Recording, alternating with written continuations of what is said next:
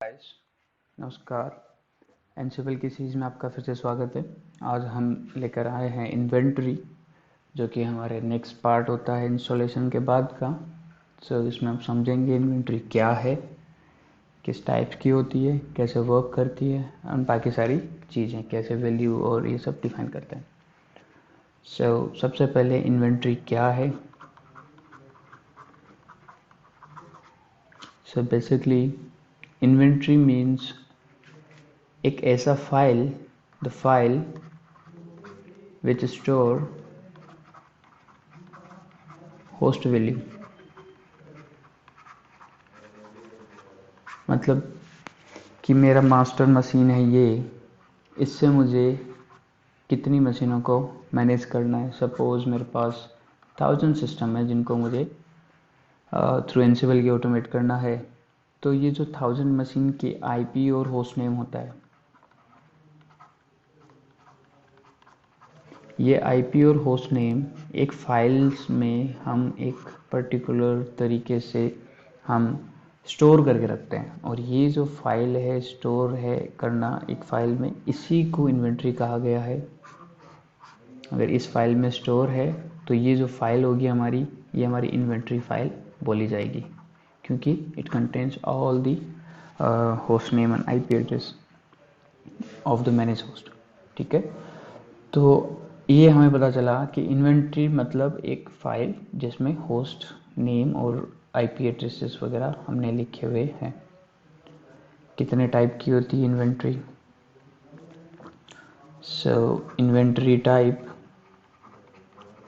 Inventory type में अगर मैं बात करूं तो ये दो टाइप की होती है, स्टैटिक और डायनामिक।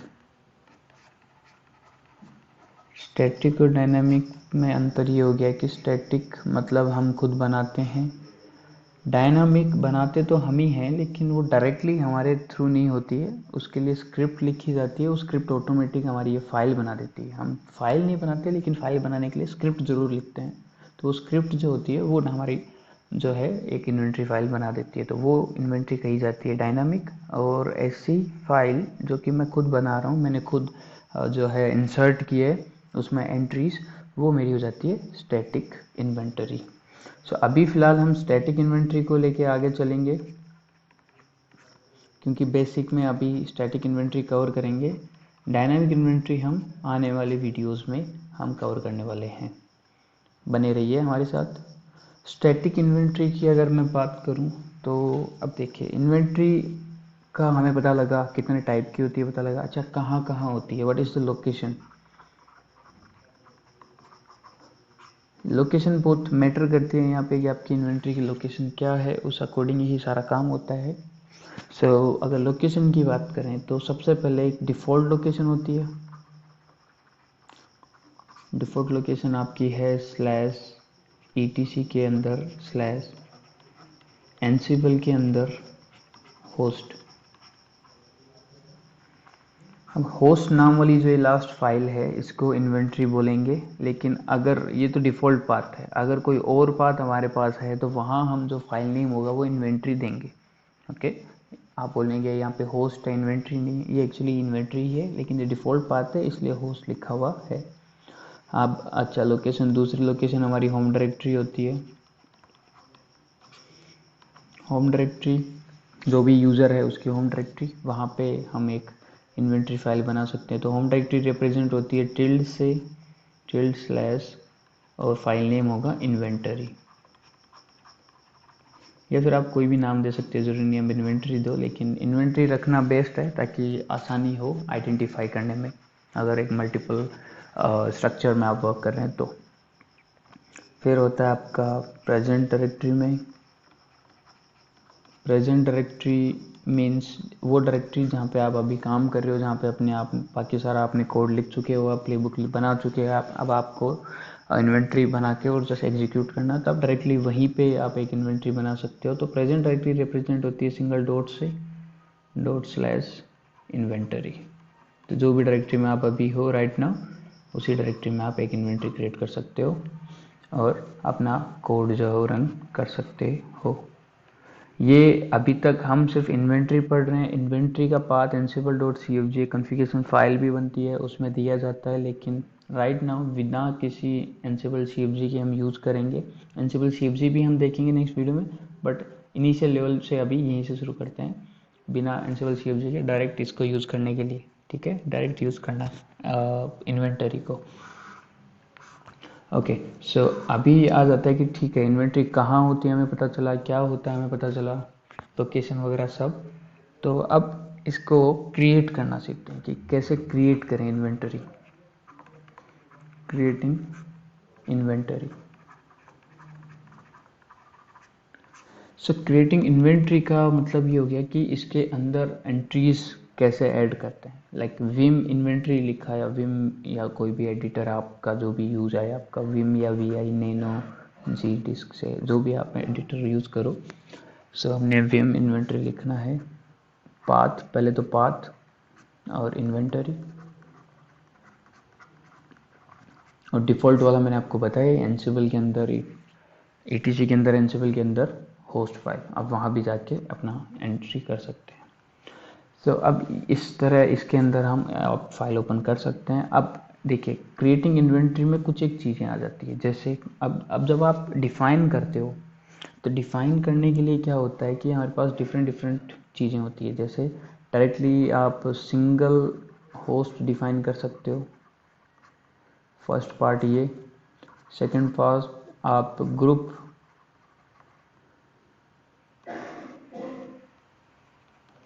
असाइन कर सकते हो। थर्ड पार्ट आप नेस्टेड ग्रुप असाइन कर सकते हो।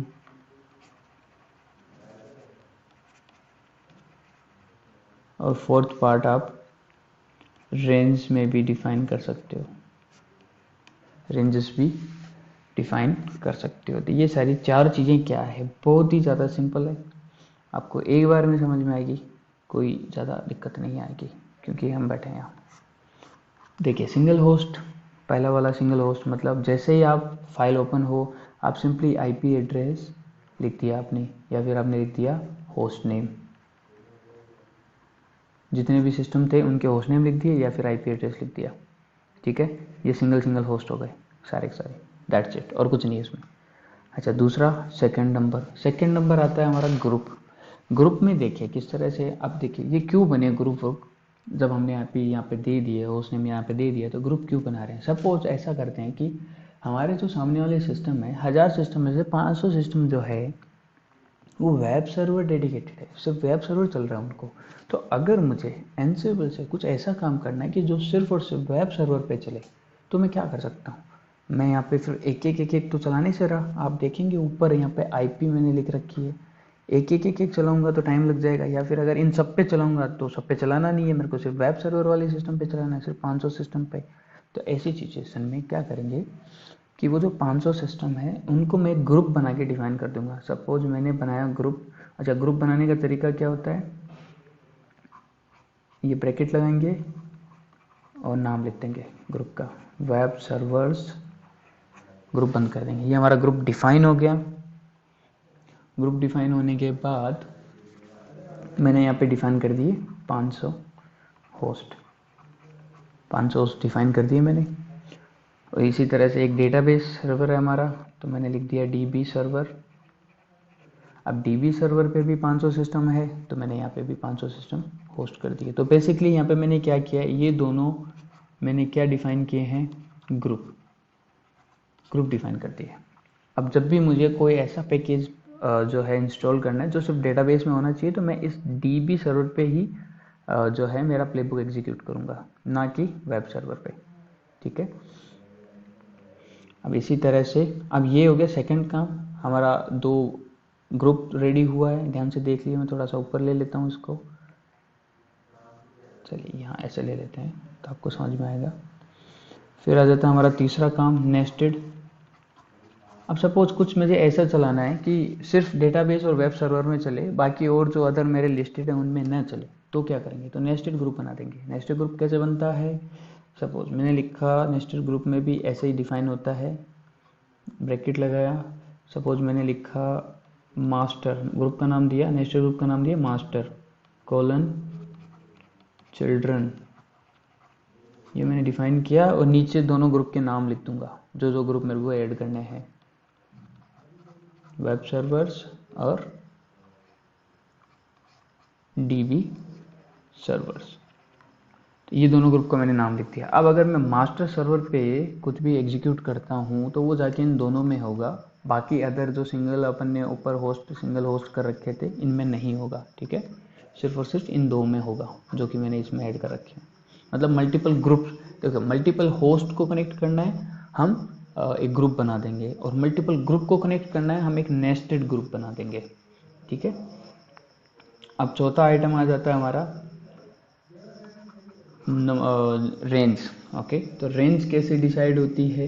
रेंज डिसाइड करना काफ़ी इजी है, आपको ये समझना है रेंज डिसाइड करने में कुछ ज़्यादा एक्स्ट्रा कुछ एफर्ट नहीं डालने, सिंपली एंड इसमें क्या होता है ये लगाओ, स्टार्ट कहाँ से हो रहा है और एंड कहाँ पे हो रहा है, ये इसका रूल है, ठीक है। अब कैसे, जैसे सपोज आपको एक कंप्लीट नेटवर्क देना है, जैसे मान लीजिए 192 डॉट, आपको 16 भी लेना है, 16 to 18 कंप्लीट पूरा नेटवर्क लेना है, ये कोलन 1.0। अब ये सारी चीज़ें एक साथ आ जाएगी, नहीं तो मुझे अलग अलग डिफाइन करना पड़ता। तो इस तरह से हमने एक रेंज डिसाइड कर दी, जैसे सपोज सर्वर 1 से लेके 15 तक .example.com, इसका मतलब क्या हो गया, सर्वर 1.example.com, 2.example.com और टोटल 15 तक पूरा एक रेंज ऐसे डिसाइड मैंने कर दिया।